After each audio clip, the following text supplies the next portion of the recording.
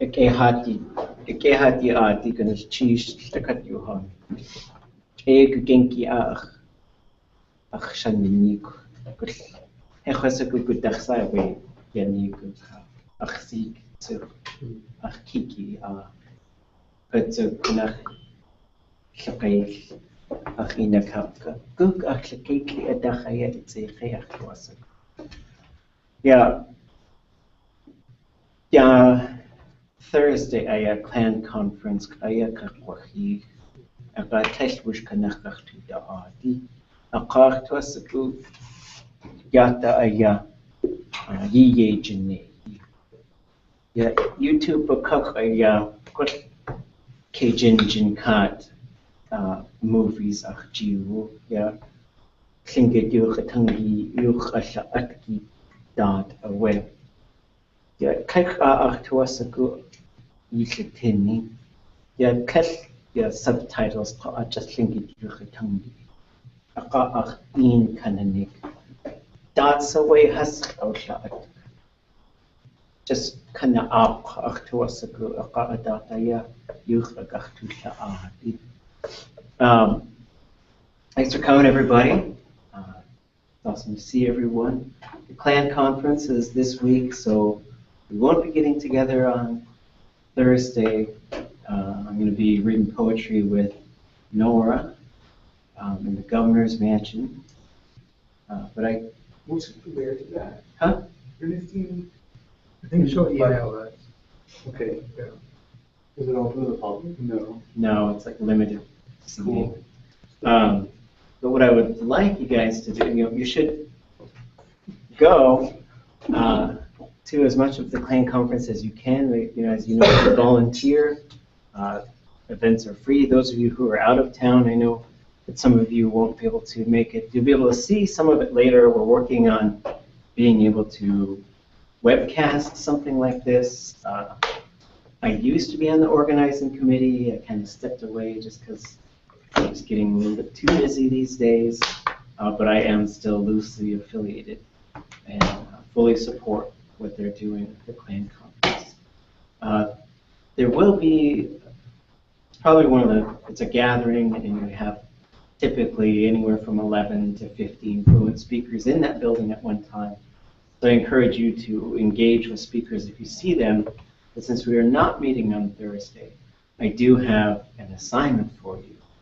I've got maybe 50 different videos on YouTube of fluent speakers talking. Some of them are stories, some of them are just conversations, some of them we had specific things we were trying to achieve. Some of them have subtitles, but most of them do not. And I would like you to pick one and watch it without subtitles, and then tell me what you think it was about. And then we'll have a chance to talk about it. I was there, so I remember all of them.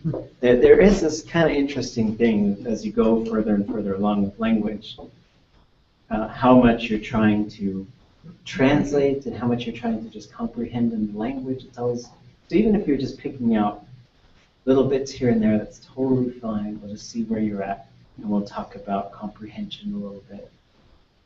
But the thing that's really interesting for me is I could be filming these elders, and I'm really just listening to what they're saying, but sometimes they'll say something to me, and then I'll have to just have them repeat it because I'm not ready to engage. I'm just really trying to listen.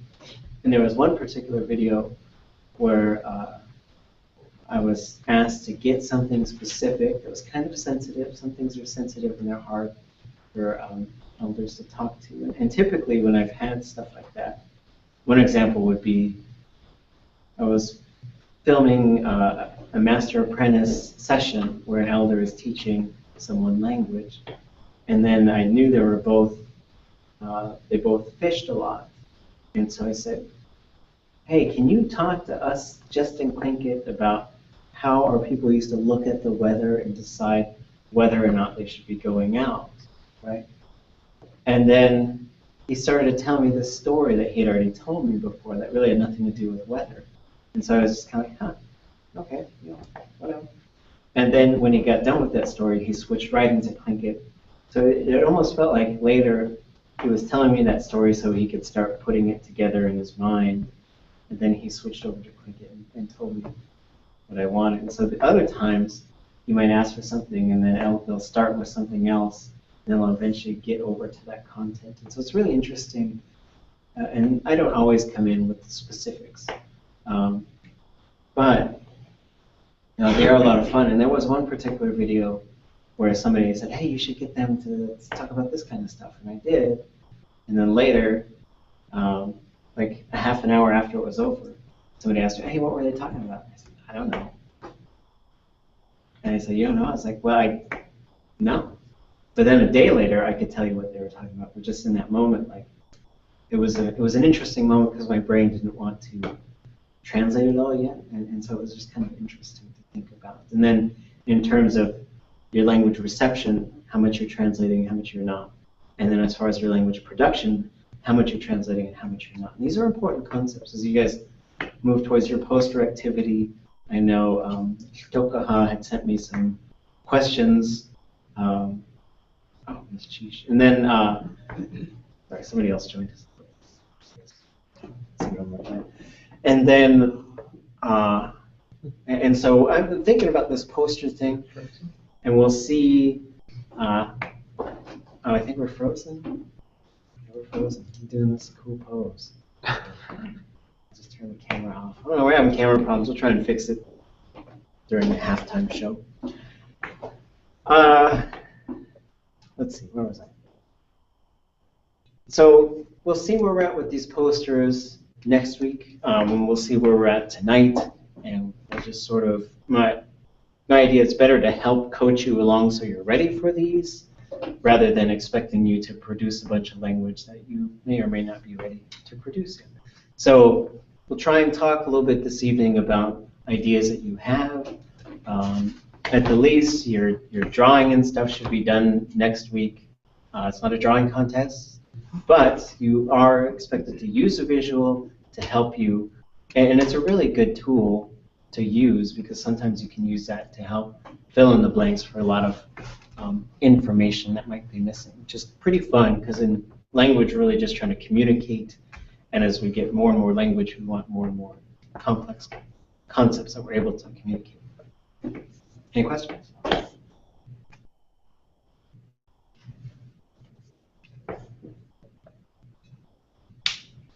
Okay. So you guys should be able to see this online. Are you guys able to still see that? Do you see the title thing?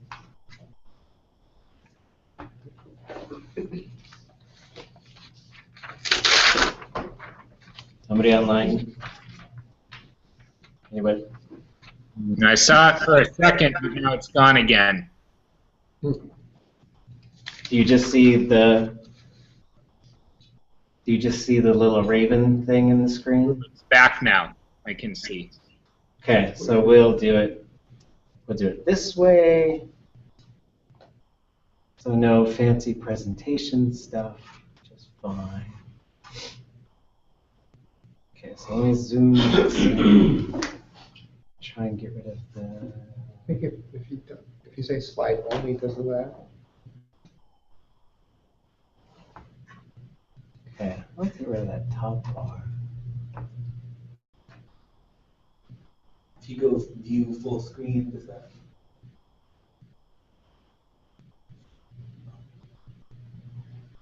Okay, not worry about it.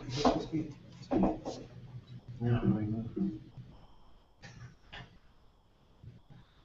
okay, we're showing this one. Okay, there we go. We'll be fine.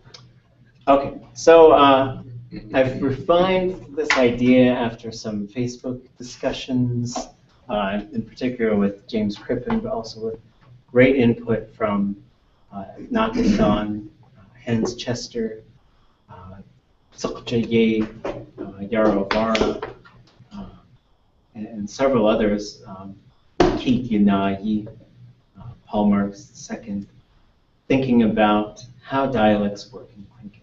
This is important. So if you're from somewhere and that's how they speak, your goal should be to speak as they do in that area. So one of the things that this is trying to convey is there are really three, well, I guess you could say there are 4 dialects in Tlingit. These are the 4. So it comes down to Northern, Transitional, Southern, and Tungus. And so there's talking about the primary differences between the dialects. It seems to be, comes down to what they do with vowels. It really has to do with vowels. And Tlingit dialect is a vowel-driven sort of system. There's another thing called regional variation, right? So it could be, in some areas, T'i is a bird that's maybe bigger than a closed fist, and Tzitz is a small bird. But for some communities, they don't necessarily even use T'i. They're just all Tzitz. And that's just regional variation. And other things that are regional seem to be some consonant switches, Nukshiyan, Shukshiyan, and other types of variation you get where the same word might mean different things. Or the same phrase might mean different things. So there are certain things that might be said in some areas that other people would rather not say, or the particular phrase has a different kind of meaning. So these are things to pay attention to as you move throughout Tlingit country. And so these are the primary, this is the Kwans based on the Tlingit clan map that has been done by the Tlingit Readers Group and will probably be available at the clan conference again. So we've got, again, Tongass that nobody speaks, Southern. The primary difference between Tongass, Southern, and then Transitional and Northern is how we deal with tone. So Tongass has no high tones. Southern has 4 tones, and the difference being the long high tone goes up and back down. He, so it goes up and back down. And that's true Southern Tlingit. There are only probably a handful of speakers left of Southern Tlingit. This was the Sanya area and the Hainya area, which would be Prince of Wales, and probably, and we speculate on some things, because in Takchikan, which is the northern part of Prince of Wales Island, on the northwest side of Prince of Wales Island, and also Tsaudan, which is an area, in Kuyu is another area. Nobody lives there anymore. There are no communities, well, not nobody, but the Tlingit communities that were there of Tlingit-speaking people, at some point they migrated to other places, usually especially because of diseases and loss of numbers and loss of resources. And so you had people who moved to different areas, and this was a big part of clan migration. And so the other thing is you have transitional, which hasn't been necessarily documented a lot as far as that particular term. But there's this interesting thing that goes on between these communities, these areas in the orange, this area up here in the pink, this area here in the purple, and I tried to tie them together with sort of a reddish kind of a hue, because there's also the southern Tlingit, is they tend to do a vowel sort of exchange, not every time, but when there is an EI, which we know as an A sound, that'll be pronounced as E. And so in some communities, this means Deich is Dich, which is up in this area up in Yakutat. And then in other areas, Genge Uwane be Genge Uwani. And so these are just things to pay attention to. This switch you also get up here. So there's these cross marks to say this is transitional influenced. And so that would be here and here. The other thing that transitional Tlingit and southern Tlingit tends to do is you are quicker to contract things in the front of a verb. In the verb prefix, you tend to get more contraction. James Crippen is the guy to talk to about this if you're really interested. I'm just trying to make sure that we understand. There's some key behind these dialects which has to do with migrations and moving and how the languages have been interacting. Whereas on this side, you tend to get more influence from this region and this side you tend to get more influence from this region. In Angoon, you get back and forth. Some speakers would say it this way, some speakers would say it the other way. So we went through this, the parts of speech. We're going to just focus on this for a little bit, and then we're going to move into verbs. So today we're also going to talk about verbs, and then we'll take a break, and then we'll do maybe something else. Shout out your questions if you have. So we're looking at place names as learning activities, and you know, when I was up in Haines, they had a really neat game that you could play. It's through Facebook, and you can earn points, and there's prizes, and it's basically it sends you on missions to go find particular place names. Yeah, and so I think we could try and coordinate something like that here, and I think we need to do a future class in the near future that is on place names. It's just place names and clan migrations, and the assignment for that class would be to submit a whole bunch of name corrections to the U.S. Board of Geographic Names to say it's not Auk Lake, it's Auk, and that's what you can call it. That's what people can learn.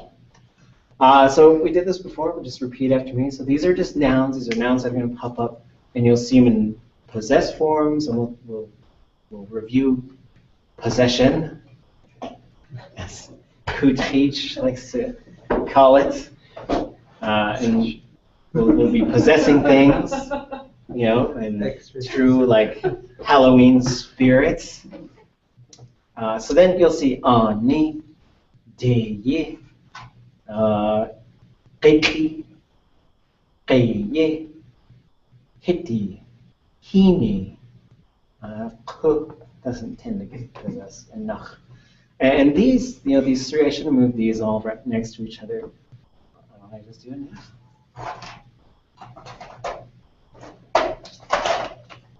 So as far as how bays are typically called, qi is the most common, and then ku and nach with the low tone. It's not the suffix, but it is certainly related to the suffix. And so these are interesting, you know, so there's lots of room to sort of theorize on how the language works.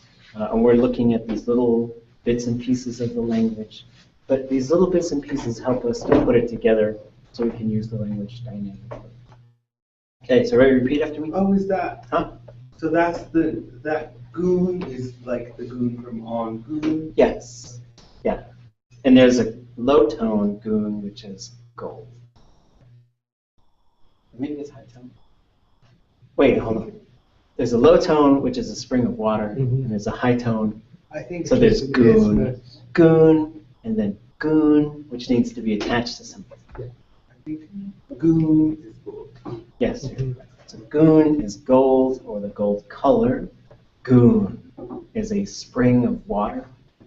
And then goon, which needs to belong to something, is a portage or an isthmus. On, day, goon, qit, hit, heen, qi,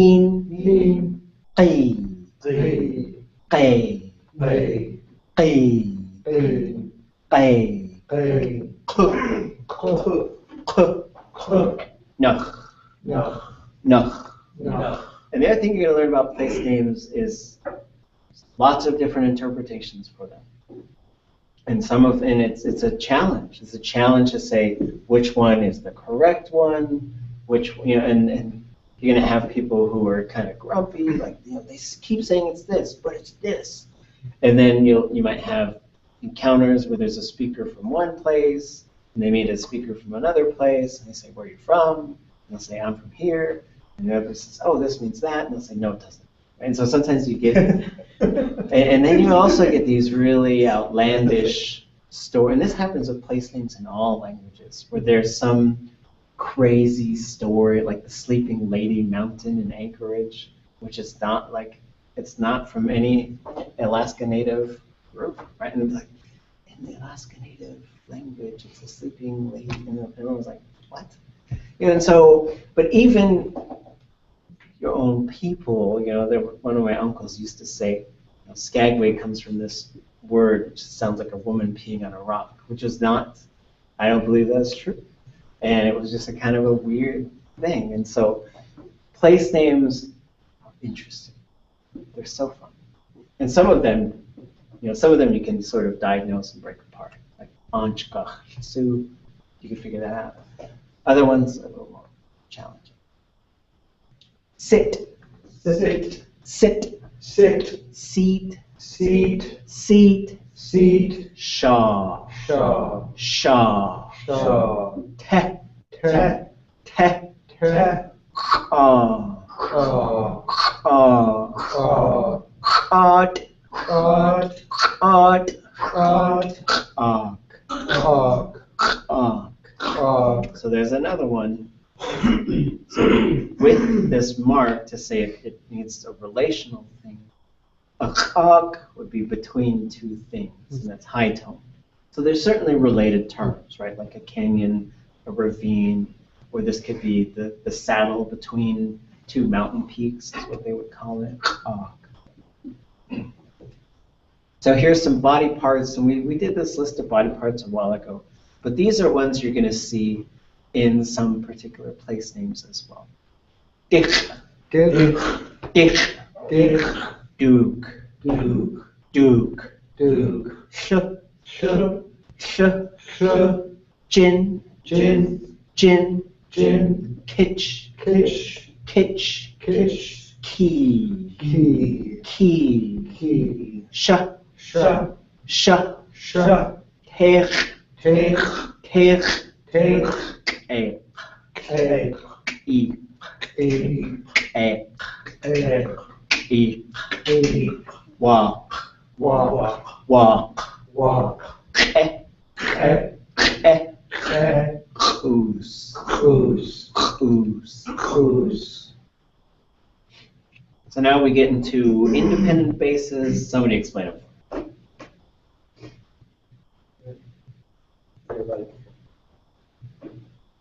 Direction. Yeah. They're directional.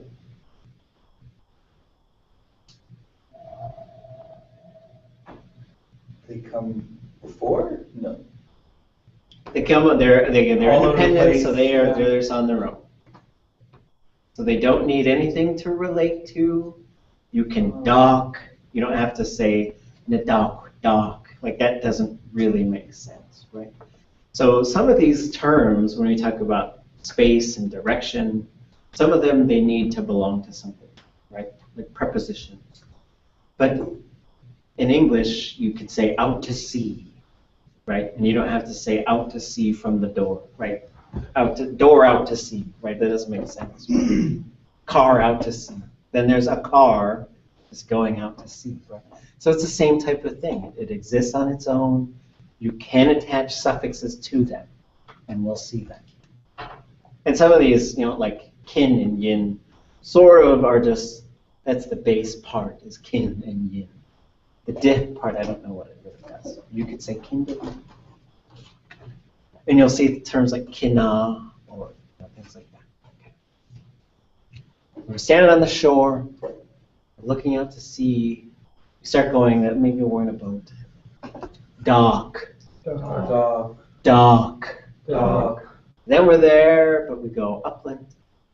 We go into it doesn't always mean into the interior. It really just means away from the water, right? So if we say, dakde kwagut kanatapa, I'm gonna walk up here away from the ocean, looking for blueberries. You can do both. Dock, Dog. dock. Dog.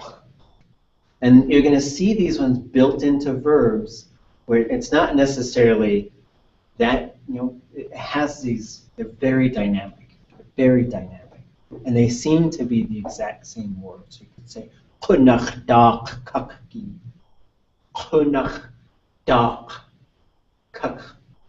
kakwanik. I am going to explain it. And dak seems to be built into it.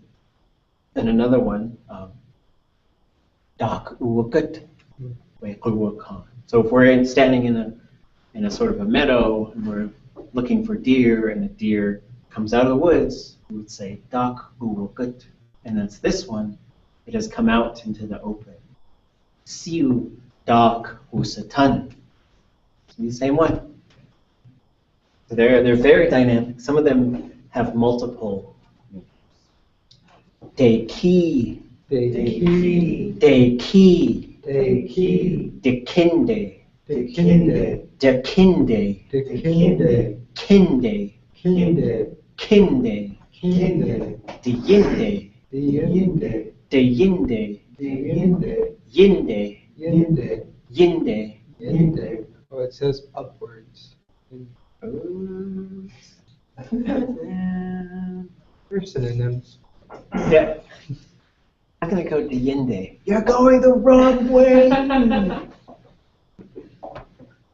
You can't. You can't do Yinde with Dekin. Well, I guess you could if you're on a cliff and then you flew down. You could do that.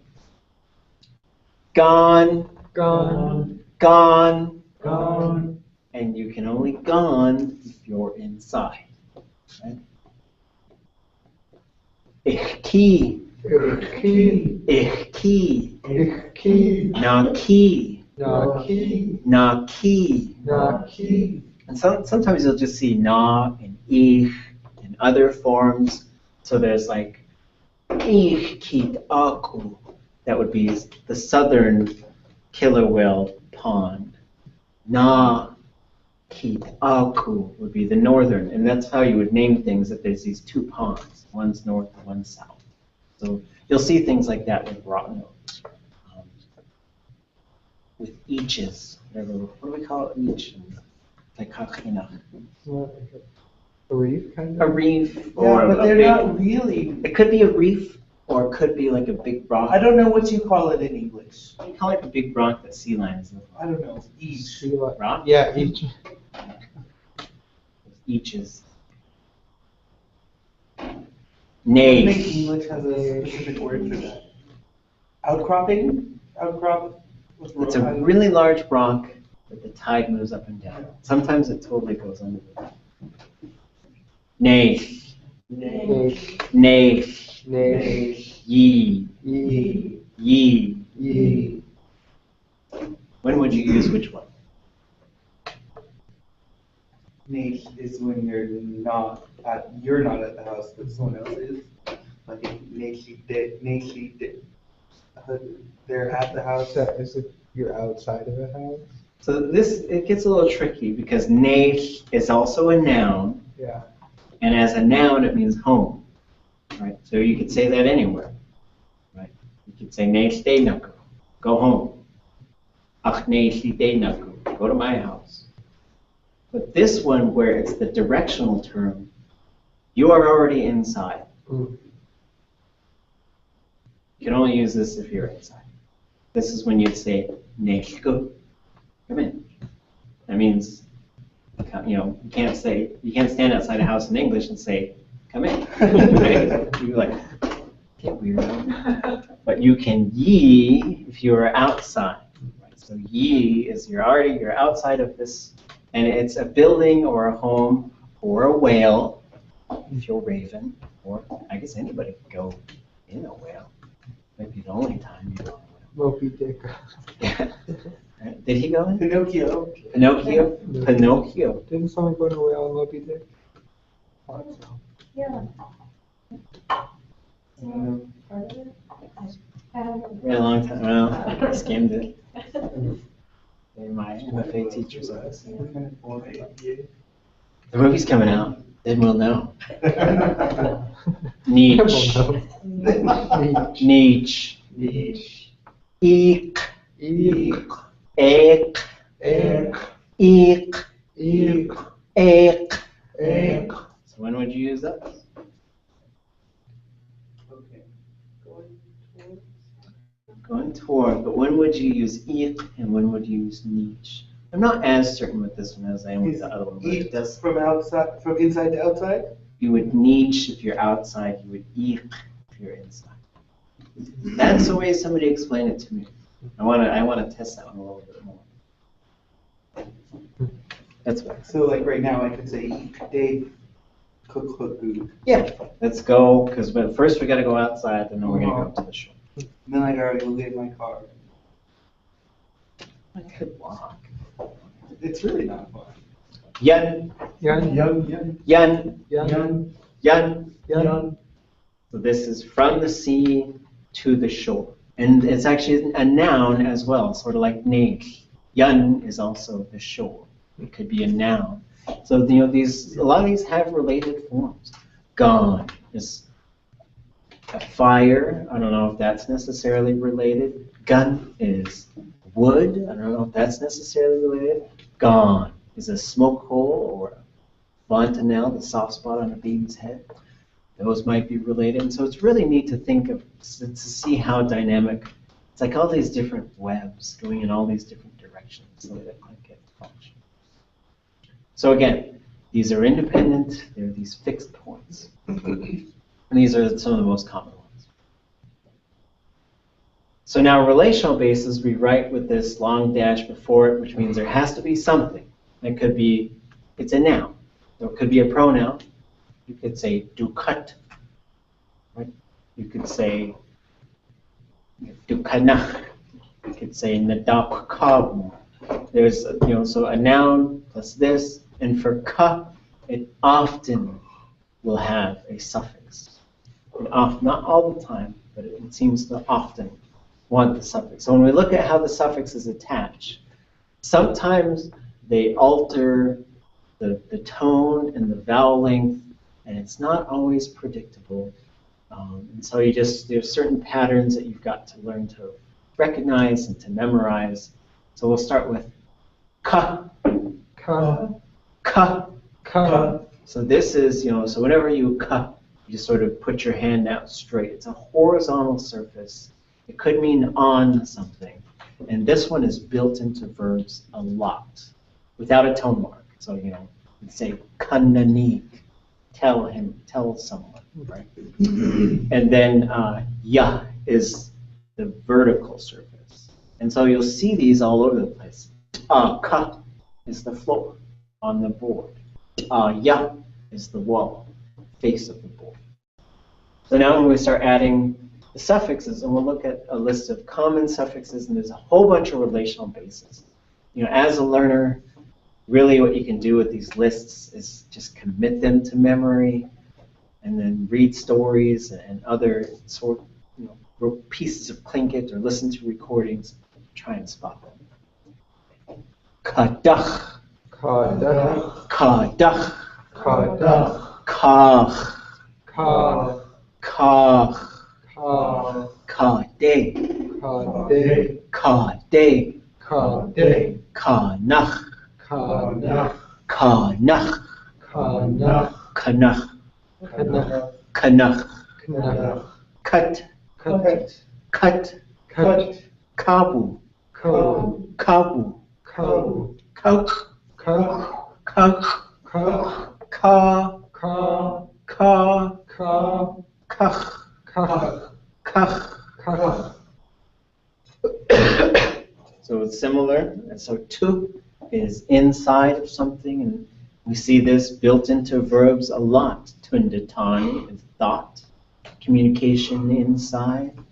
Tu wu is feelings. That one's related. Tu wa is to want. Tu wasagu is to want. Tu.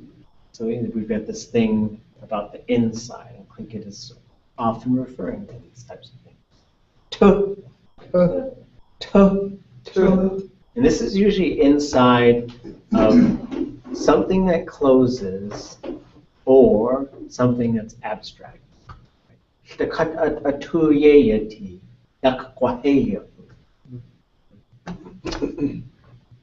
But you don't tu in a tree, you don't tu into the forest, right? Because the tree would have to have, well, even if it was a tree house, then you would yi, because it's a house. So you remember, it's like, for me, I was describing Tlingit to someone today, it's like a huge wall full of bentwood boxes.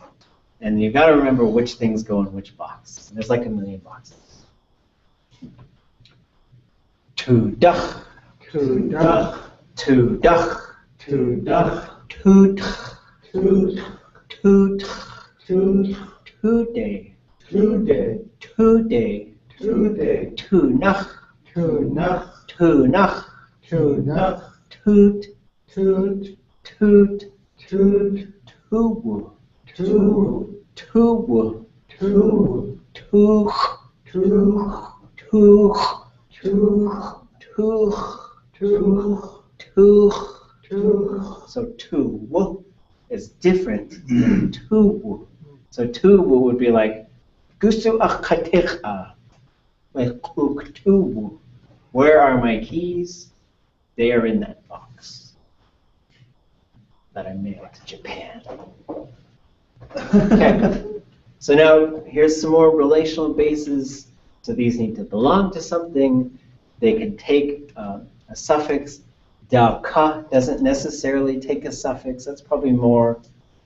Most commonly, you'll see that attached to other nouns. Da ka hiti, da ka nuhu. But it means around the outside of something. So some of them have more specialized uses. And the more you see them, the more you'll figure that out. Da, Da. da, Da. da ka, Da. Ka. da ka, Da. Ka. ge, Ge. ge. Ge. And this one almost always has a suffix. So if you heard ge, that's the question one. But you'd say agate utzagit. He made a mistake. He went against it. Wushgate haswugud. Wushgate haswuda'at. They encountered each other. They met. And so sometimes it's not always a negative thing, but there are cases, you could say, ach yuchatangi gate aya chabdutan. He disagreed with me. He spoke against my words. And so it has a lot of dynamic uses, which will just, if you look through the verb dictionary and you just look for instances of especially gate or gay day, then you'll see the way that it's kind of used. Go, Go. go, Go. qay, Qay. qay, Qay. in, In. in, tin, Tin. tin, Tin. teen, Teen. teen. Teen. I don't know which one you pick. Sometimes it just feels right. I think you'd say wooch in. You'd say woosh tin. So it probably depends on what comes, before it. What type of consonant am I in with? I don't know. Eat, Eat. eat, Eat. G, G. G, G. K, E. K. E. So when we get to the suffixes, we can look at these and look at some examples of how they pair together. So we've already seen these, like jiwu, to be in the possession. And I could say, I'm going to rip that out of your hands, right? Or, yes, this is for you. It came from my mom, right? And so you can communicate a lot of things very dynamically using these. And what we try to do in Tlingit is build up all the things we can do without getting into the craziness of verbs, so that we can just spend our time amongst the craziness of verbs.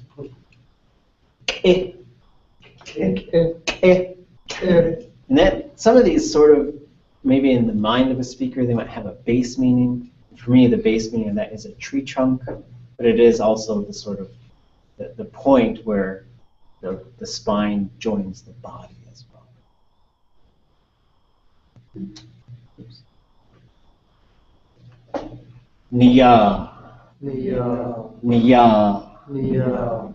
yina, Yina. yina. Niya. Very dynamic word, lots of sort of meanings and uses. You'll see it, nanya, northern, henya, to the water, sanya, southern. So sa also means southern. I don't quite understand the difference between ich and sa. That's a James Crippen question, probably. But nya could also mean just in that direction of something. And you're going to see it built into, so it'll contract a lot of times to NYAA. And you're going to see it Nanya-a-yi. You'll see it in clan names, you'll see it in other compound nouns to sort of go into that vicinity or direction or to face something, or sometimes to shield something or to block something. Another like really dynamic word to just pay attention to and see how different speakers are using it. Doesn't it usually have to do with the wind usually when it's built into, because you have like Hunya and Sanya. Yeah. I think I heard that. So it could be wind directions. Hunya though, Hunya is the lee of the north wind. So Huna is the north wind. Or Hun is the north wind. Hunya is the shield, the protection from the north wind.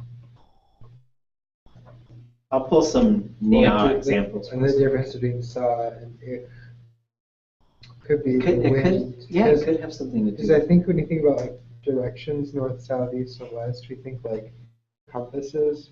But if we didn't have compasses, then it would have maybe been like the wind, you know?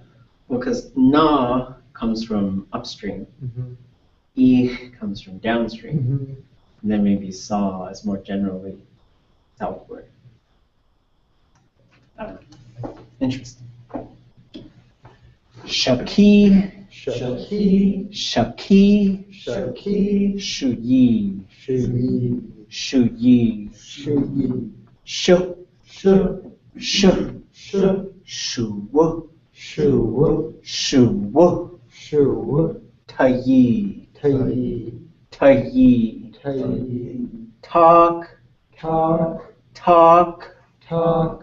So another interesting thing that happens with place names is as you have fewer Tlingit speakers and then more people who Tlingit is totally foreign to them, and then you also could have the introduction of other languages who have similar words. An example, so I was in Haynes last week and I was thinking about a lot of our place names, and somebody started talking about Dai, which is right next to Skagway, which is Deya, trail, and packing on your back. It's a pack trail. And then there's a river or a valley called Taya Inlet, and Taya River. Those come from the same word, Deya. But in Southern Shoshone, and I think in Tagish, they would say Dayi, and it would mean the same thing. And so it's really interesting, Dayi, Taya, and then you also have Tayi. So some people say, oh, it's like you're standing on the mountain and you can look down. But Tayi, there's another one. Let's see if I've got it on here. I forgot it. I'll put it right here. So there's a related one, Yi, which is more like just below. Hayi is more like underneath. And that's sort of the difference. And so when you get to some of these, and the yi could be downward, right? Or then heading down in that direction. So there's all these little subtle variations between them. And it's good to just keep building them up. And yi you're going to see in a lot of things, in particular in compound nouns, when you see yi-at, which becomes yate, shayate. In other cases, you'll see things where it's the thing below. So shagate is thing below the head. Talk, Talk, talk, talk. So that's inside a cavity or a body of water. I think we talked about this. Did we talk about yik and talk? What's the difference?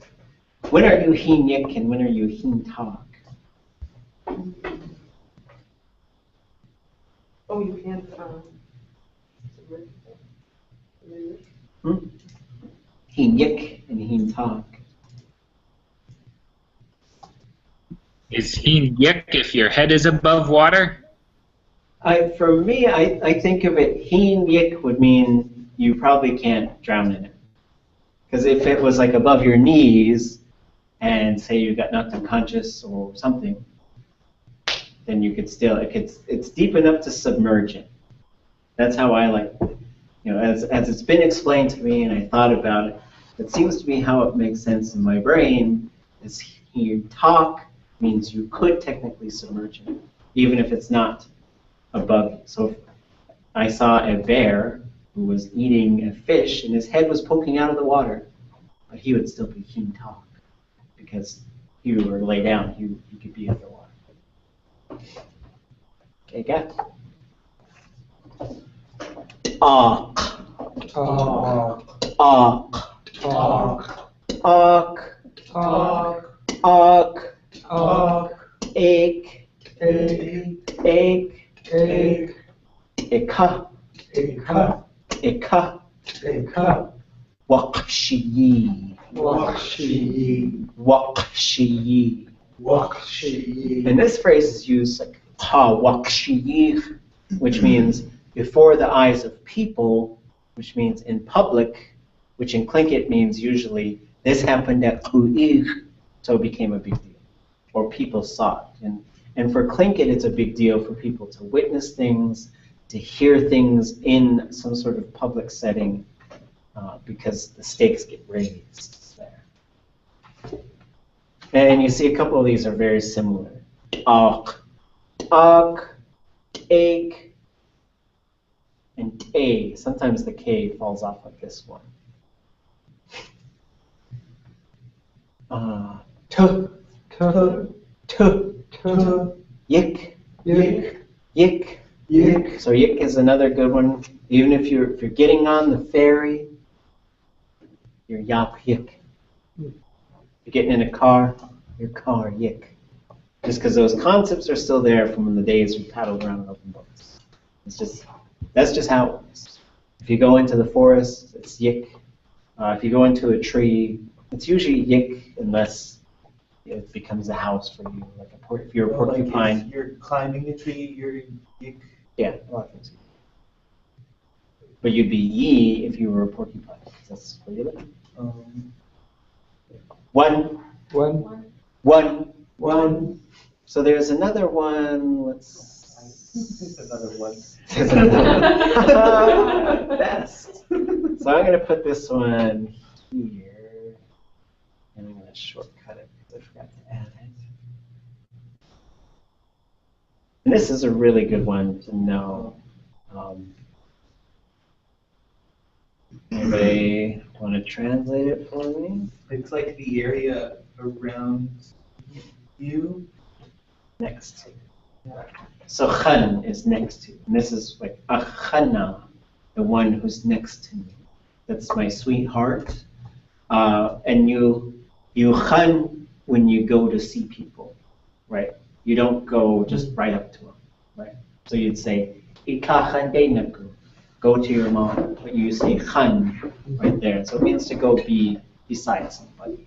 But you don't khan like water, right? So you would won the water, and that would be going to the edge or to the bank of the water. And so sometimes in Tlingit, you just got to think about, and you just got to keep talking about these directionals and look at how speakers are using them, and keep the list there and keep the dictionary there, and think about how these different terms work. Because again, for any of these, day is going towards. So we go back and we say da day, going around. Gay day, going, it's on its way to going against or opposing something. That one won't really work. E-day, so whoops, it's something different. E-tit day, you could do that. I'm going to where, you could say, hit we're going to go where the house was, right? Like maybe it was an old clan house. We know we're going to go look at the remnants of it. Ichi day, it's going to, ichi dekakwati, I'm going to give it to you, right? But it's in the future, so it has to be day because it hasn't happened yet.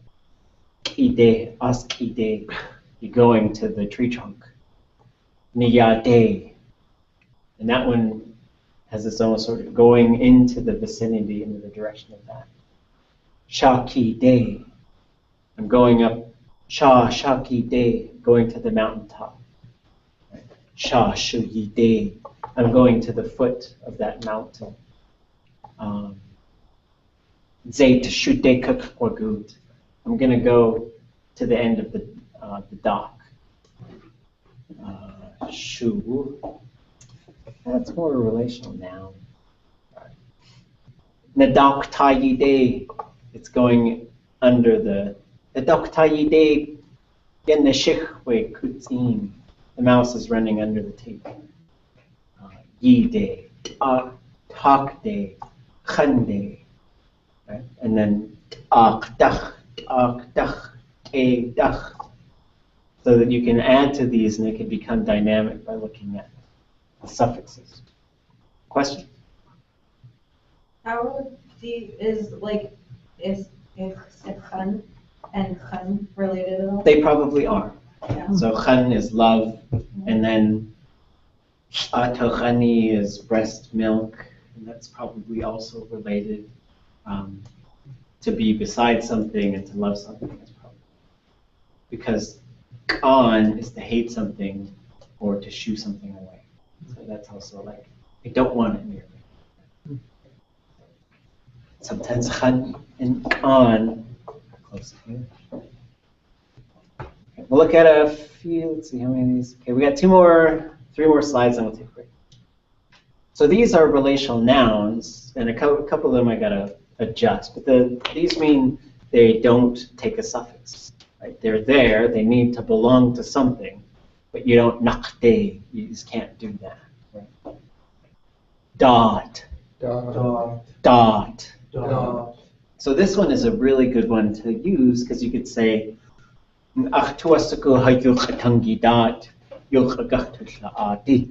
want to talk about our language. I was thinking about you.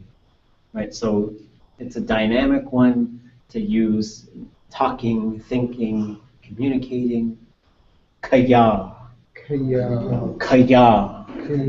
To resemble something, and there's a verb root ya, and so we could say chuwa ya, it was as if. And as you look at Tlingit oratory, you'll see this used a lot in metaphor. So sometimes they'll say, all we can do is try to resemble our ancestors, and they'll say things like that. You know, the old timers would talk like that. Kwan. So there's a person or people of. It's kwani if it's you're talking about non-human things and you're interacting with them as humans in a spiritual way. Kushta kwani, as kwani.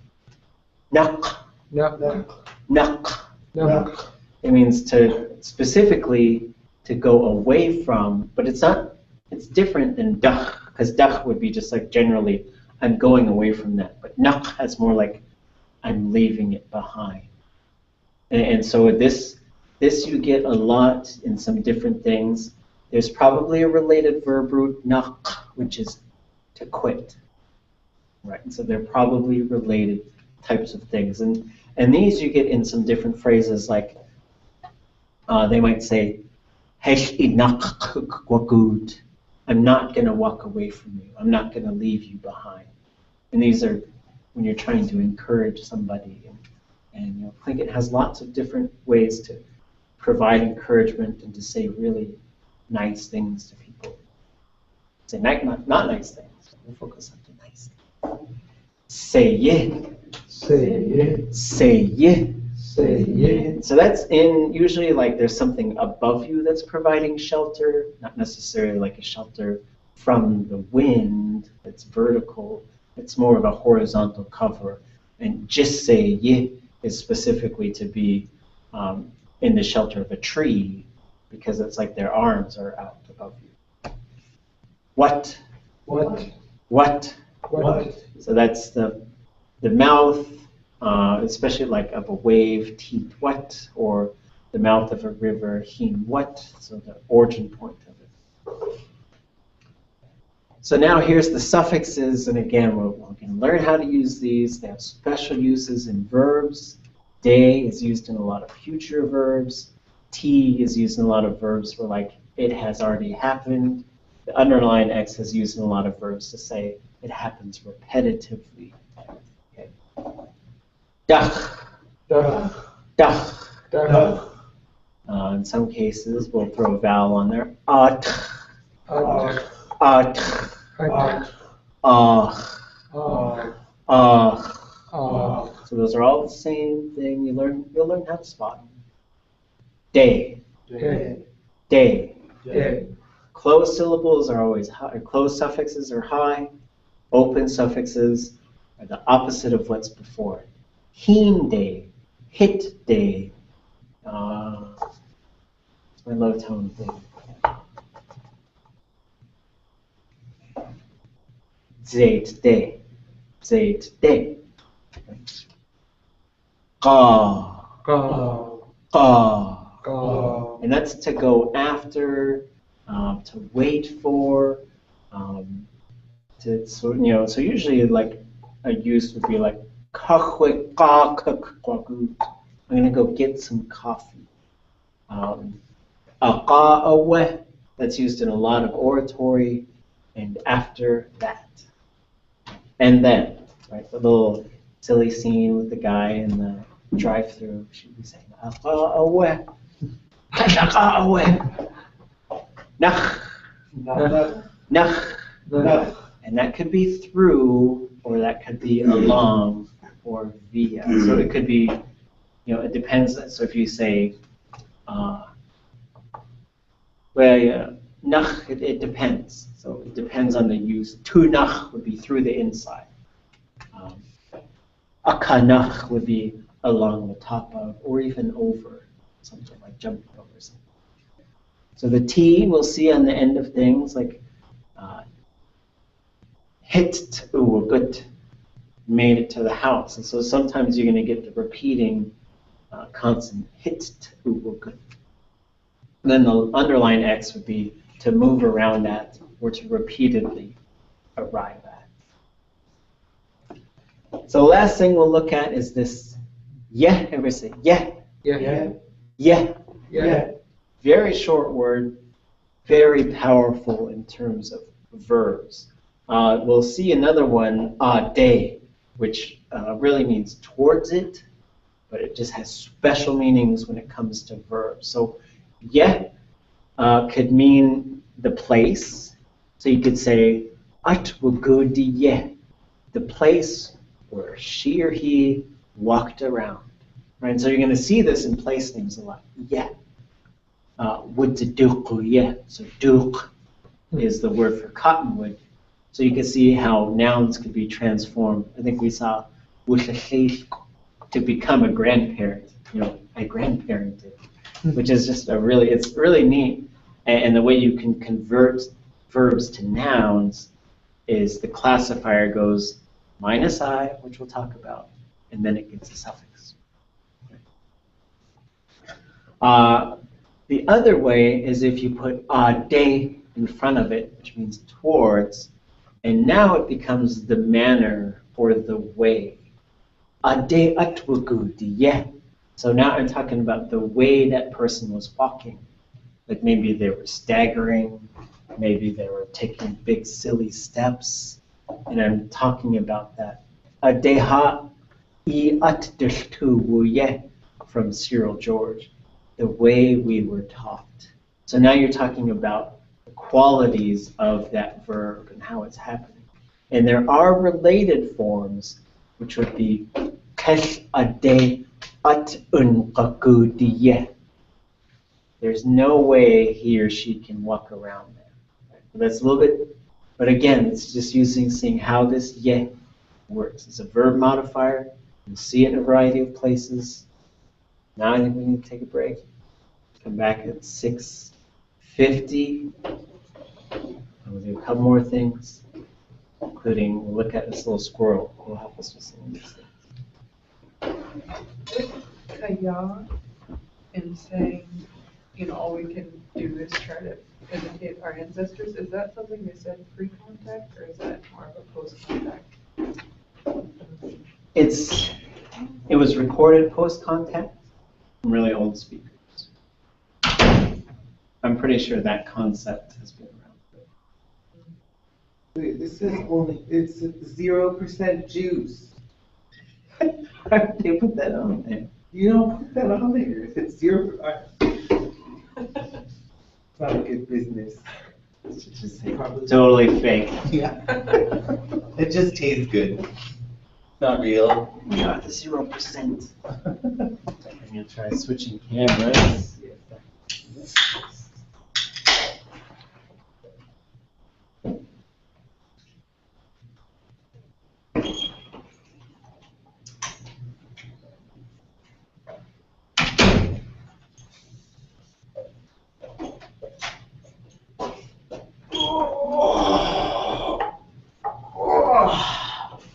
So let's say you were gonna be like, do it follow me, and I was gonna follow you into the woods. Could I ask Gusu de Yik Shu, where's the end of the trail? Like, where are you taking me? Gusu, wait, they should. De Shu. Yeah. Where's the end of the trail with that? Goose. I was thinking Gusu de Shu. Yik Shu. Oh. Gusu wei shu. Wait, de Shu. Because you only say like they yik kuklagut. Yeah, so de yik would be you're in the road, but de shu. And so the thing also with these, I'll mention this when we get back, with the relational basis, you cannot stack them. So you can't say de yik shu. You can't do that. So it'd be You sort of couldn't like say like there are ones you could do in English, but there's some that you can't do in English. Right. I'm gonna go through on the door. Right. It just doesn't. Yeah. It just doesn't work. Right. So you could say he was in along the road. Yeah, you can't do it. And so the same thing with Tlingit. You gotta just pick one, and it becomes the one that's most relevant.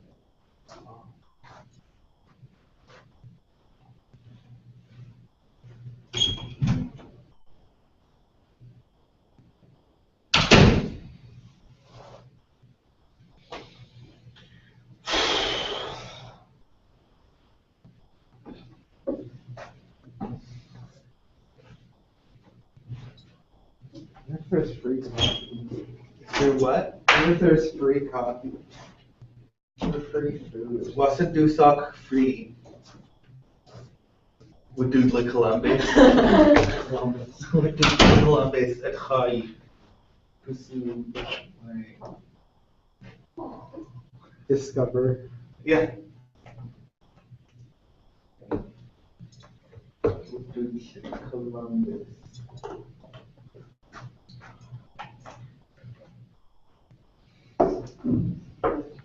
But when you think about like north, south, east, and west, like nowadays we have such like connotations of like compasses, you know? And like we say north because like you look at a map and north is like that way, you know? But It's really arbitrary. Yeah. So, I mean, it doesn't actually like say anything about who says that's up. yeah, We're in outer space right now. yeah. That could be down. So I'm thinking, you know, how. Maybe we just think of the world upside down. So when you're saying like Hunya and Sanya, I'm like, how would you translate that without being influenced by? Love that nuance sound. In Sitka, they still say Hunya. They don't say Huna. They do that. What's it? Klugiti or no? What is that? It's one of the ones. Klugit. I know what you're talking about. I don't remember. Fucking people. Oh, the cultural This guy appropriation. goes, I like to dress up like my cat. Oh wait, I can't. It might offend their culture concerning cats. And I go, well, that's dehumanizing. Stop reducing this conversation to animals. And he goes, you do know that humans are animals, right? Oh my gosh. I don't even know what to say. Like, if you want to be an animal or a dog, okay.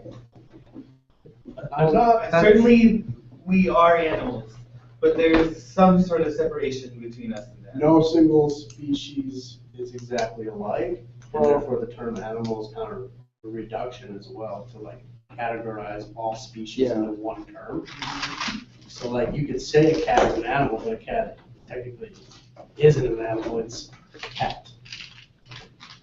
It's a species of the planet Earth. And that's like to say a fish is an animal, or a porpoise is an animal, or a squid is an animal, but they're all different, different kinds of animals.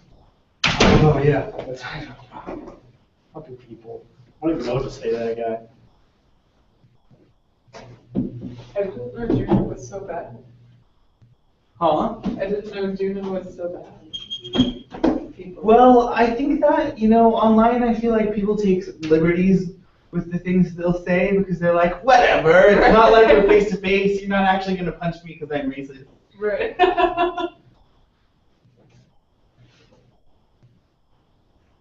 But still, it's not like you're going to not ever see them. Like, you could end up meeting them and then you'll be like, oh, you're a racist asshole. Glad I know that, go away.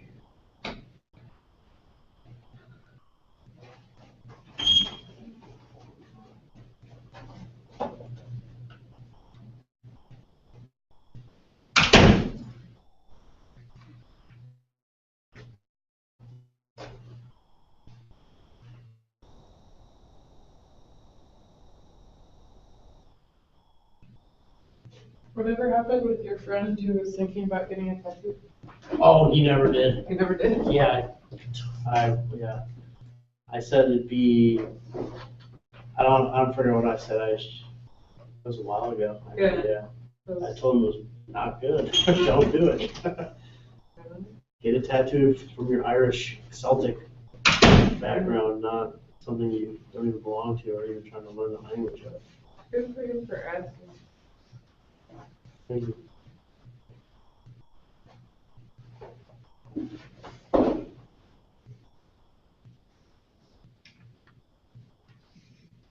I mean, it would be one thing if you got adopted, right? Yeah. Yeah. Then you're like one of us, right? So I have no right to say, well, you can't unless it's my crest, then. Yeah. So, the last class, you were asking him how to get invited, and now you're invited to the poetry. Yeah, well, so I went to Sumic. He organized this Fairbanks 4 protest thing. That was this last Saturday. And Ernestine Hayes was there, and she was looking to find like young people who could be there to help bring the elders in, or or like if the elders need water during the reading or something. You know? And so she was like, would you be available? And I was like, yes, I'm available. Born ready. So what is it? It's like a poetry reading. I'm not sure exactly what it is. This is at the governor's meeting. Right, yeah, so that's wonderful. I shook his hand once before, the governor, one time. Before he shook Obama's hand, so basically I shook Obama's hand. Totally. Just 1 degree of separation between mine and Obama's hand. Yeah. Wait, what? Oh, I shook the governor's hand before. Right before he met Obama? Not right before, a little while before though. It was like right after we got elected, actually, but. I voted for him. The vending machine gave me dollar coins. Oh, The second cool. degree one? One's a Chicago and one's a James Garfield. I didn't know that was a thing. James Garfield. And one is Susie, what's her name? The feminist lady. Susan B. Johnson. Oh, B. Anthony. Oh, Susan B. yeah. Anthony. Yeah. Susan B. Anthony was actually really racist. The early feminists. Weren't a lot of them? Because they're all white. The early feminists they didn't want black women or Native American women to have rights. They only wanted white women to have rights. We don't want women's rights. Not for them. Yeah. Just for us. We're the right color. We're on board with this whole racial. Anybody want some of the clicks? I really like that comment. The next time someone says all lives matter, show them these. That was good. And you didn't have to say anything. Let me just give you a link. You win. Still, it's like, I don't need to say it like that, but everyone who seems to agree with these outlandish things are just fake cock, fake show up. You don't like dark chocolate? There's this voice that comes in and everyone ignores it. It's good for you, you know. Yeah. Why did I get into this? Alright, You want some clicks? this camera works better than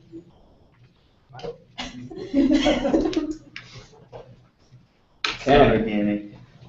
Even though I'm drinking this, which is 0% juice. 0%. Alright, anybody got any questions? Any thoughts?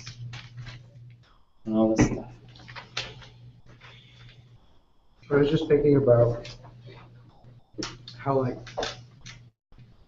you say like north wind or south wind, and how would you think about that if you didn't know about a map? You know, it'd be a different concept of direction. Yeah, so for Tlingit, you really have north, south, seaward, landward. And that's really how the directional system works.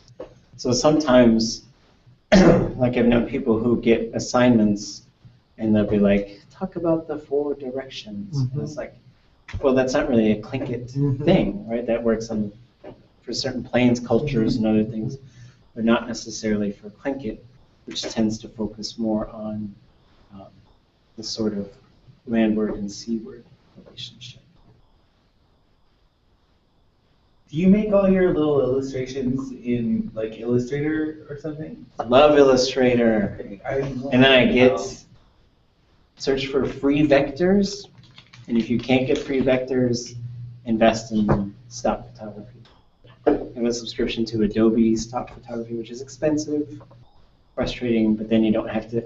I took a picture off the internet of a sea lion and made this little sea lion here. I found a picture of a house and made this little clan house. So they're a lot of fun. The programs are a lot of fun. What program did you use to make the talking hamster? Rabbit? Oh, that was Crazy Talk. It's an app on a MacBook. Yeah, actually, I should do some things with that. Yes, I use Photoshop, Illustrator, stock photography type things. I'll overlay, I'll take a photo and then I'll illustrate, so I'll just copy it. And then I do a lot of searches for things I could find for free. Like these clouds I found for free, and all these trees were free. They're out in these various websites that have, I should show everybody what I'm about here.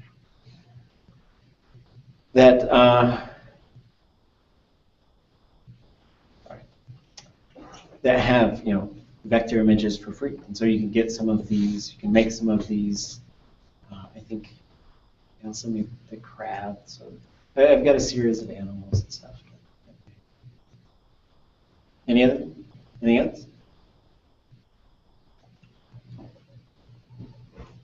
So this also shows these relationships. Some of these kinde, Deki and Deyi, we didn't talk about those. So Deki is up above Deyi. So you see this relationship between Yi and Yin and Ki and Kin. The Ya is across on the other side.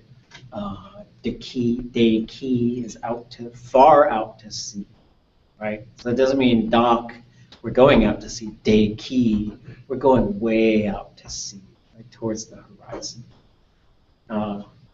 Askatuyik, again, Askwani is the ceremonial name for the forest.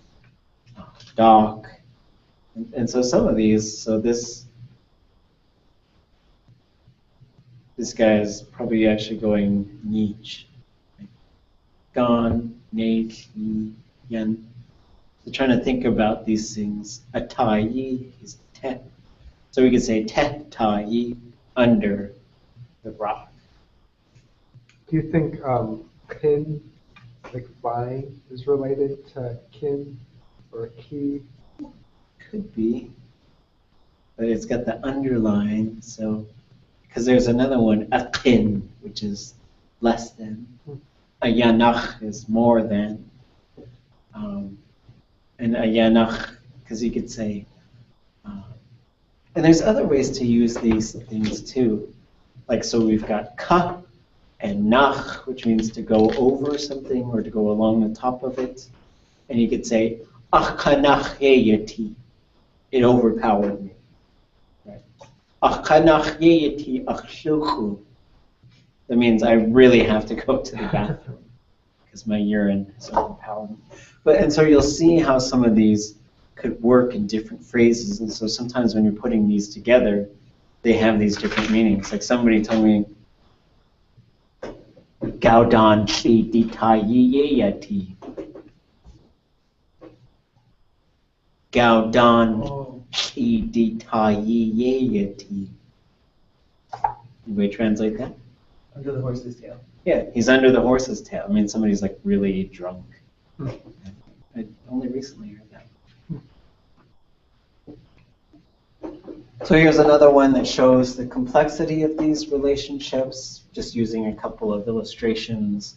So, ak is beside, or, and so khan and ak, the differences between these things are good to note. They're at times very subtle.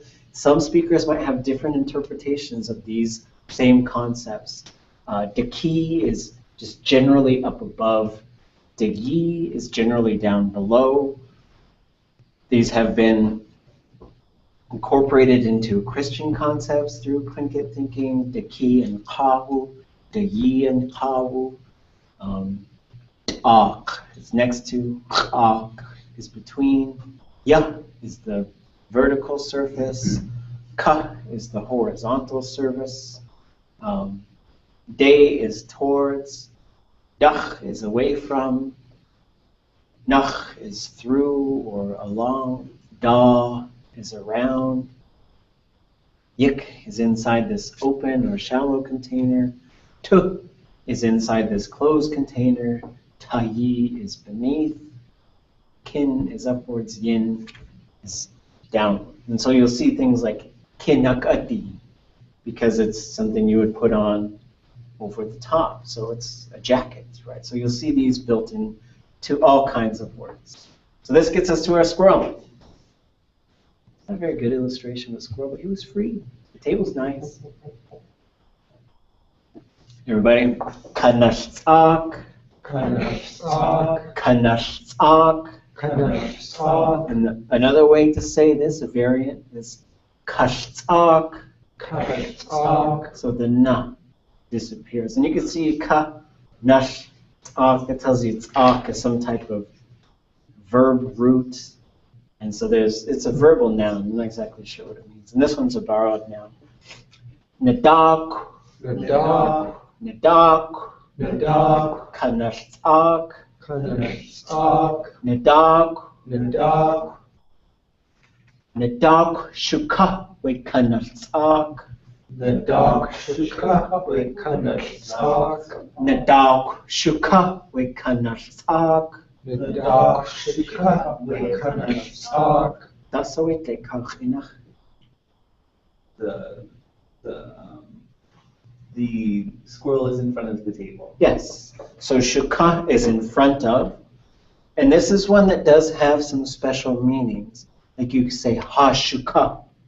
And that means dasawite kachinach. That's a big one. Our ancestor.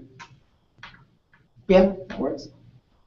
So the way it's been explained to me is when you say ha shuka, it means everything we've ever been, everything we are right now, everything we'll ever be. So it's a really big term. But you can also say, and that's not, he wants to, and the way the old timers would say that in English, they're trying to get ahead of us. And that what that means is they want to be our boss, but we don't want them to be our boss. Usually when you would say something like that. But you could say Hashukakawu, and that would be like a leader, somebody who's there out in front of us, right? And so that means they're, and so some of these things work in a very metaphorical way as well. But otherwise, he's just in front of the table. Maybe he's trying to be the boss of the table, but I don't know. And as far as word order, these are just examples, but you would say kanathak shuka we nadak, and that's weird, right? Because I don't think you would say it that way because he's the one who moves, right? Unless it was like this table and it went around. And yeah, it's already established that it's a living table. Right. So instead, nadak take we kanathak. Nadak take we kanathak. Nadak take we kanathak. Nadak take we kanathak. So if you're going to use one of these, there's a couple of things to remember. One is it should come immediately after the noun, right? Noun, relational base. The other thing is you can only use one. You can't say nadak take dot. You can't do that. It's just too weird, right? You'd be like table behind a round the squirrel, right? And so now you're getting into, and so he's kind of hiding sneakily. But you could also say we kanathak nadak take. And so again, we're verbless in these phrases. Tlingit likes to front load, is the term for it. Whatever's most important comes first. So, for example, if someone says, "Kusu we kanathak," nadak take we kanathak, dasa we nadak take, kanathak away, nadak take. So, if you're answering some question, you'll give that information first, right? And if you're telling something, you're putting that most important information first. Nadak cut we kanathak. Nadak cut we kanathak. Nadak cut we kanathak. Nadak cut we kanathak. Yatako adasa we lekach. Squirrels behind the table. Chakutka dasa we yatako lekach. Somebody else? Oh, good. Not like somebody other than you, I was saying. Somebody who hasn't spoken. Not you. On top. Yes, he is on top. And so we'll use cut. If nadak kawu would be, he's just there. We could say that one as well. But that one we could not use with the verb. Nadak kach we kanathak. Would it sort of imply that he's either going there all the time or he's moving around on there, or she. Doesn't work very well in English. Nadak kach we kanathak would imply that the squirrel is sort of living there. Oh, he's got like a little nest. It's camping, right? He built a fire. It's a bunch of peanuts just hanging. Or he's just resting. Nadak tayi. Nadak tayi we kanathak. Nadak tayi we kanathak. Nadak tayi we kanathak. Nadak tayi we kanathak. Chakutka achin kananig dasa we lekach inach pa'a. The squirrel is under the table. Shakaudin. Louder. The squirrel is under the table? Yes, the squirrel is under the table. Nadak dot we kanathak. Nadak dot we kanathak. My tone is ominous. Nadak dot we kanathak. Nadak dot we kanathak. Sheesh. That's the way lekach inach. Oh. Oh. Anybody who hasn't gone yet. She's the only one who hasn't gone. Well, there's Except for the other these people. folks online. If Too. anybody hasn't gone.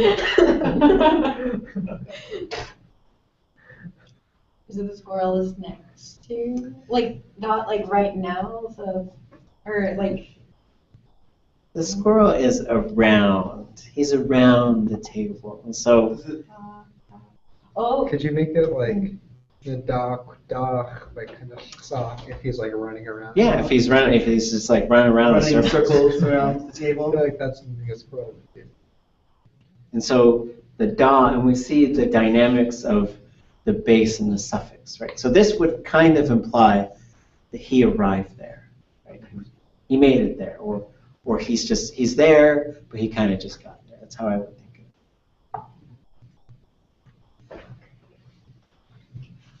Nadawk day, yanakut wakanals ak.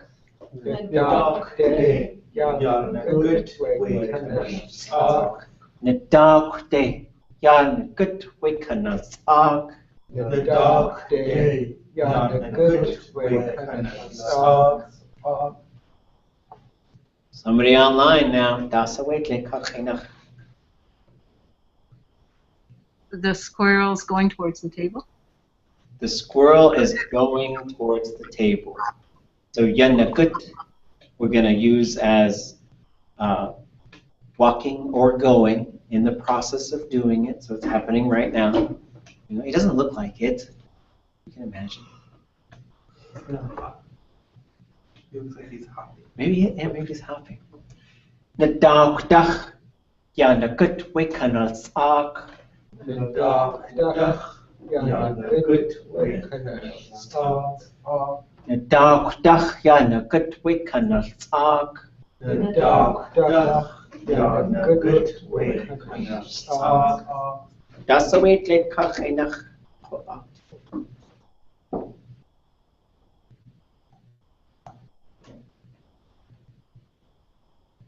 We've got the squirrel leaving the table. Yes, the squirrel is going away from the table. Coming from, however we wanted to translate that. He's not leaving it behind. That would be, for example, like if, let's say, kanazak, kakedi, I get to atchai, jiwu up, kakedi nak, yanakut with kanazak. So that would be the squirrel, you know, they eat seeds, and so like he's leaving his seed behind, like leaving the acorn or whatever. Oh, like Nak. So that would be nak. Like, and so you need to. The difference is. like Hansel and Gretel would. Yeah, has to jiwanak, because you could say jiwanak is also to let go. It's to let go of something, right?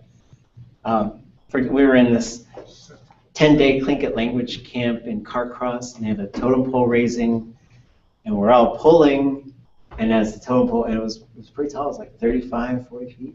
And as it got high, if you were close to it, then the rope was pulling you up in the air. And so I let go, because I happened really fast. This guy didn't let go, and I was like, Januk, Januk, let go, because he didn't speak Tlingit, so I was just kind of yelling at him. And then he was higher than me. So yeah, so nak. The differences between these are subtle, but so nak has more to do with like specifically, I'm leaving this here, and you see it. So hede shagach tutan, ya yakuskate the cave, hajich anak haskau the keed. There's 3 of them in there. What are they? Suhede shugach tutan, ya yakuskate the cave, hajich anak haskau the keed.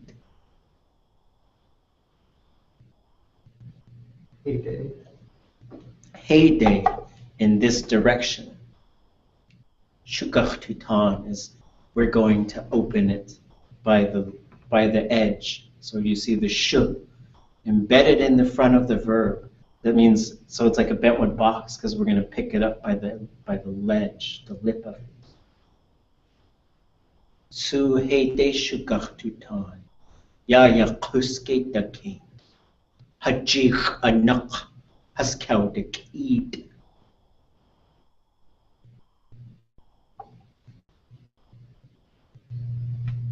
Dockate. Dockate, so you've got dakat, around the outside thing.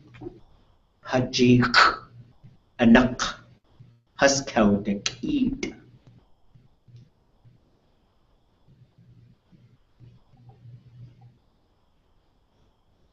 There's actually 3 of them in there. Hajik. It's at rest in our possession. Anak.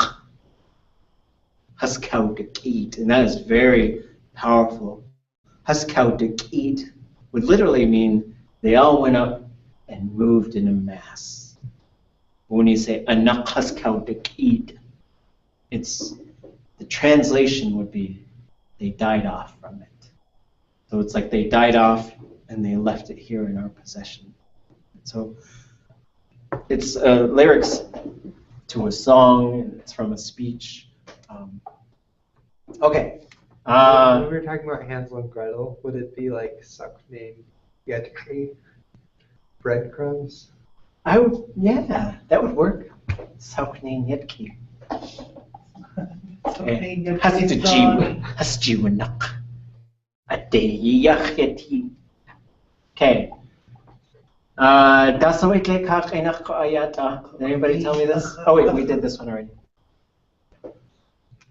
Whoops, hold on. Nadaw.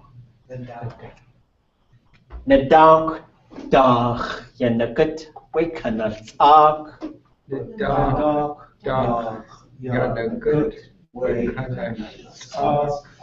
Nadaw dach yanagut wikanatsak.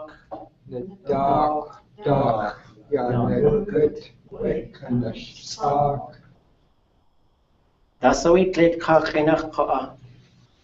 Anybody not go yet?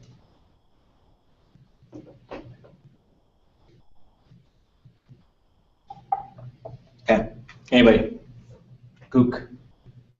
We were just talking about this when he's running around the room. Yes, he is walking. He's not running. That would be Yanashik. Yes, he is going around the table repeatedly. Tlingit kainach achin kanani dasowe.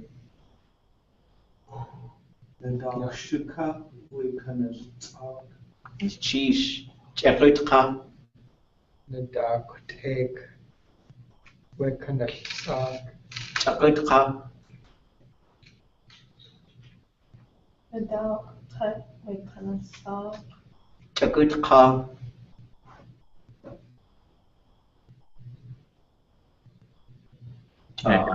Teyi Wekanatsak. Chish Chakutka.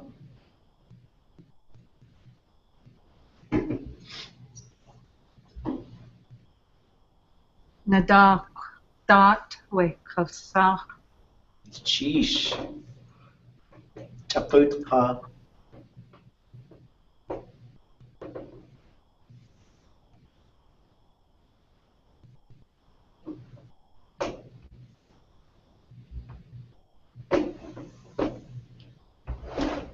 Sa. Yay Yanagut Wekanatsak. Kecha. Sa.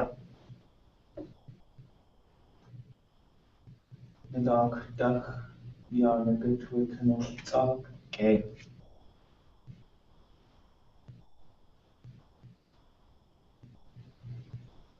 Adult Dach. Wig Yana good wig kind of soft. Kecha Hichin Tuknai Tuknai. An impromptu quiz. Hooray. Okay, so we're going to take these last few minutes to talk about Tlingit verbal structure. Gotta know how to conjugate verbs. We don't avoid it, but we certainly talk around it for a long time. And we'll come back into the beginning Tlingit review. I want to look at you guys' posters. I want to see what your ideas are. And I want to help you make the stories for these posters. We're going to do this all together. And you should do as much work as you possibly can. You're creating an autobiographical poster, which you will narrate to us in Tlingit. avoid complicated concepts. Okay? You are in second year Tlingit. It doesn't mean this is my life as a series of sonnets using complex extended metaphors. No, I will squash that. And I have had projects before where students wanted to translate poetry and they wanted to do awesome things, and I like awesome things, but we are language learners first, and that means we're learning how to paddle a boat. So you don't say, I'm going to Sitka, when really we're just learning how to get in the boat, right? So it's okay if they're simple. It's your life. It's not like this is your only chance to tell us who you are, but it is a chance to tell us about yourself, about some basic things. And if I want you to give it a shot, I know that some of this stuff is kind of new for some of us to be able to create our own sentences, but this is the basics of how Tlingit works. And we're going to break apart the verbs a little bit, because it's sort of like this is what we've been doing. We've been breaking things into pieces. Hey, let's look at these pieces. Hey, let's look at these pieces. Now we're getting into the big monster, which is the verb. This is the most dynamic part of the language.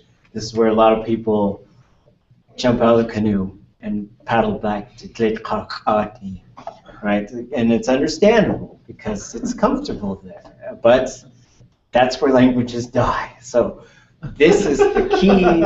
This is where we go. This is where we're going to, it's wonderful here.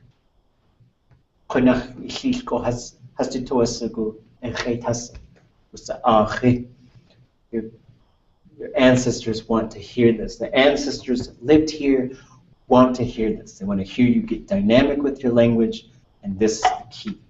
So there's a number of illustrations that are attempts to make this stuff more manageable. So when you get into a verb is sort of we'll call it a verb phrase. This is all the information you need to understand how this verb works. If you remove that information, you no longer have the verb functioning in the same way.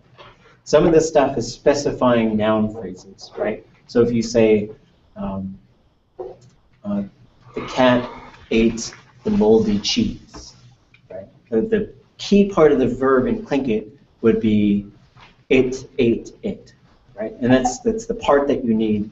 The rest is just specifying some extra information, which is important, but I would consider it not necessarily part of the verb phrase. And I'm not a grammar master. There are people who are much better at this stuff than I am. I try to make it understandable in terms of what we're trying to do, which is learn how to build sentences in Tlingit. And this is where it all happens, is in these areas.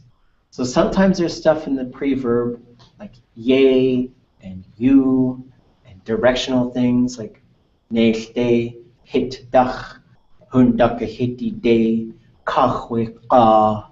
Those would all be pre-verb type of things.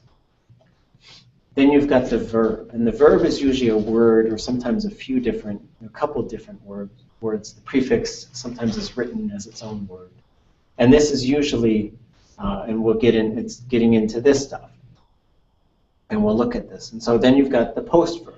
So the post verb, in Tlingit, there's usually more stuff in the front than there is at the end. And it's just the way it goes. So post verb is pretty rare. Sometimes you get things like nooch, which is always, or nooch-in, always used to.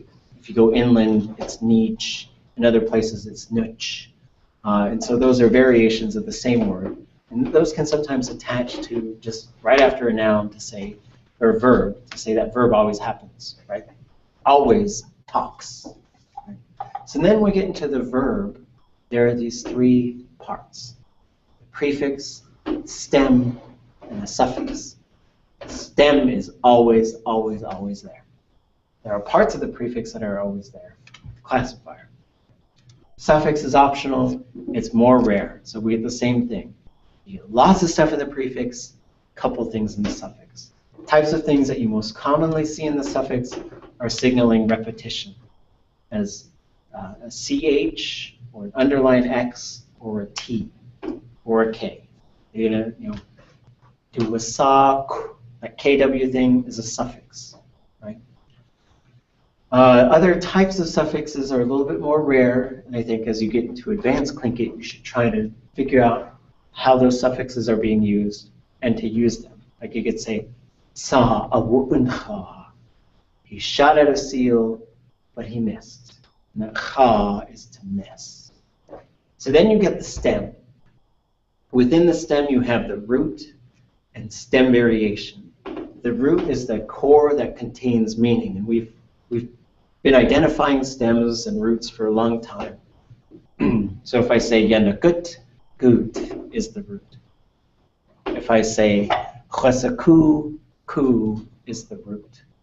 If I say cheshakan, kan is the root. If I say ichsachan, chan is the root. So and we'll continue to look at these and examine them.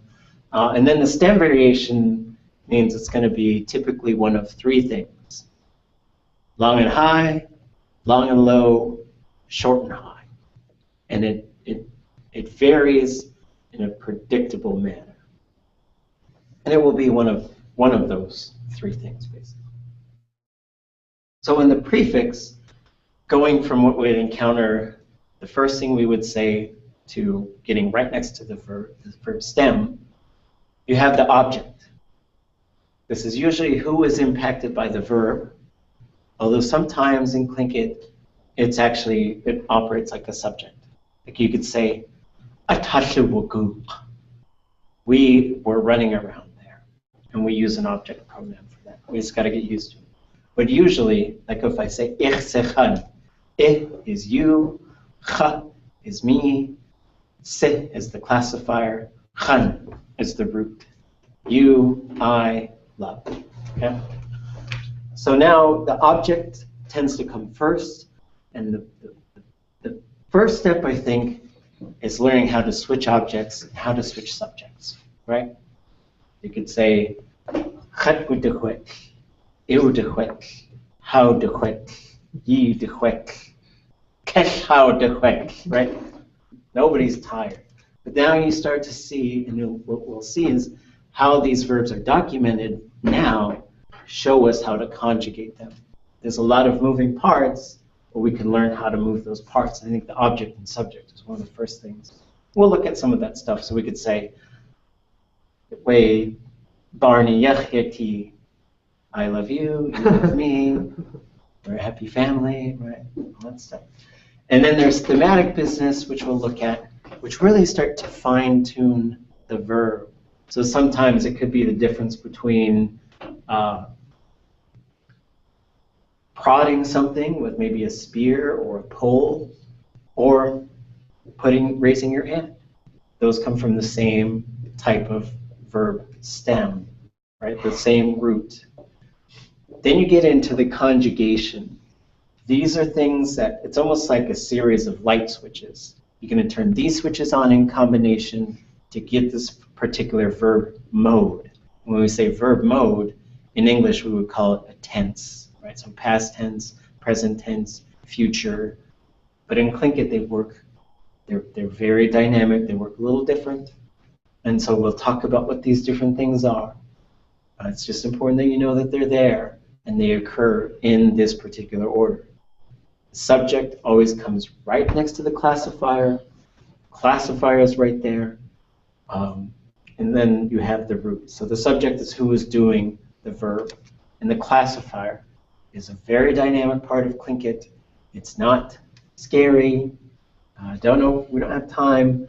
But this is what the chart looks like with the Tlingit classifier. In short, what the classifier does is it does a number of things. First thing it can do is it can put things into categories like Tlingit loves to do, right? Awachud, he was dragging it. Awsachud, he was dragging it by a handle, or she, right? So you could say Awsatin, or Ayatin, she sees something, right? Awsatin, she sees something specific. So you and I have already talked about what this thing is. Ashtin, she's watching it. Those are all the same root, the classifier shifts, and they all have to do with seeing, but they're specifying what that verb is actually doing. Loosely, they're in these groups. We'll talk about this more next. I got 1 minute. So they're in these groups. The zero group is the default. Doesn't necessarily mean anything. If a verb gets born, it usually gets born as a zero group verb. S and L pop up to specify either the type of action or to say, oh, well, this is for this type of object. This is for that type of object. So now if the verb needs to get more specific, classifier might change, or the classifier might change and you would add some thematic business in there. The last group is SH, and also the L group can have to, and the S group can have to do with cause, right? So I could say "Chadgenik," because I'm sick, and I'm getting a cold. But I could say "Wa'ech," "Chadgenik," you made me sick, right? And they, that's not like in English, you make me sick, but like I got my cold from you, right? So kind of you're the cause. Or nicer one, he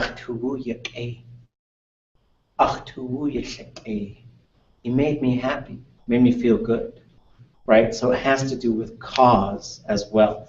This didn't just happen, somebody made it happen. The SH group has to do with sort of displeasure.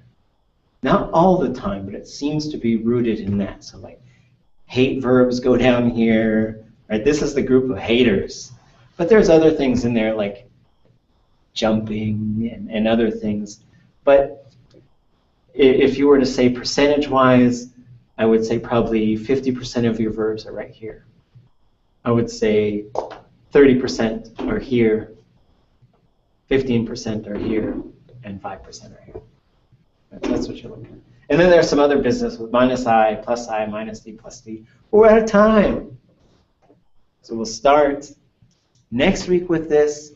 Remember, your assignment is to watch in its entirety one of the Tlingit videos, youtube.com/UASANLS. There's a playlist there for fluent speakers. Choose any of those videos. Watch it without the subtitles. Try not to watch something that you already know what it is. And then tell me what it's about. We'll talk about that Tuesday. Bring your drawings wherever they may be on Tuesday. We'll start working on those collaboratively. Just keep delaying your midterm until we're completely out of time. That's the final. And then, as long as we're learning, I don't care. We're learning, that's all that matters. And then we'll talk about the classifier more. Any closing thoughts and closing last questions? I wasn't here for the poster assignment. I'm just gonna watch the YouTube video, but also can I just get a quick little synopsis? Like, what are we gonna do? So it was my original intention, which I forgot when I made the syllabus. Then as we started working more, and I went and saw one of my colleagues, Shen Wadaka, to do a presentation in Anchorage. And I was like, I want to do autobiographical posters. So you were supposed to draw something that represents sort of, and I'm not trying to say, tell me everything about yourself, but just if you could illustrate your life journey and explain it to us in the language, how would you do that? And for example, and I don't expect it to be... Can it be like one chapter? Yeah, right. Whatever you want to tell us about you. This isn't, the book of Tzakwe, right? This isn't your autobiography. This, it's autobiographical, sure, but it is not an introduction. So we're not going to do the standard Tlingit intro. We're not going to do that. I don't want to hear that. Not that I don't want to hear it. I don't want to hear it. Never introduce yourself. But we should, you should be able to explain some things that are a little bit conceptually challenging, a little bit more complicated than that. But you're not trying to tell us everything about yourself. And an example would be, there was a young man who was in Hawaii, and his drawing was of these waterfalls. So it was like this very Hawaiian-looking thing, yeah? And so he drew these, and he said, and he's explaining this in Hawaiian, so he's translating. I was born in Texas, and we moved between Mexico and Texas. My first language was Spanish, and then I learned English. Then when I became a young adult, I found out my dad's Hawaiian, so I moved to Hawaii, and I studied Hawaiian. This one waterfall represents my Mexican-American heritage, and this one represents my Hawaiian heritage, and that's what it is. And other people would draw things about teaching. So somewhere the language should be in the story, like if it's just a story about totally non-language related, that's probably okay, but I would like to see something in there about, it's all in Tlingit, so the language is in there. So that's whatever you want to tell us about yourself. I think I'm gonna make a collage, like glue and paper, a draw or. Yeah, however you want to put it together. If you want to steal images from the internet, if you want to just, whatever you want to do. It's a visual aid to help you tell the story, because I think that does help. And however you want to create it. So yeah, this isn't an art class, so I'm not going to be like, oh, well, your shadowing is kind of soft there. So it's more just like, and it's just an exercise. All it is an exercise.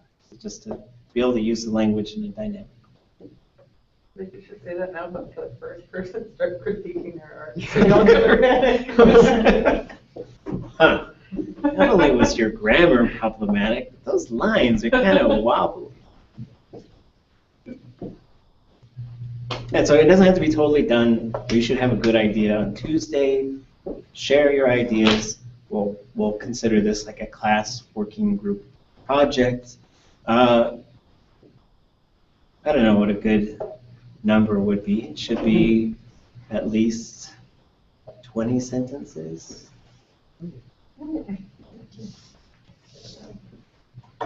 20 sentences. No. Okay. Anything else? Aklengens Chishowich the Katuhan. Yuguan Echa. Mushigach Tustin Tuesday. Not Thursday. But make sure you watch a video. Make sure and you're gonna tell me which video it was, who the speakers were, and what they were talking about, or some things that you were able to pick out of the conversation. Okay, Ms. Chish, Uchaya.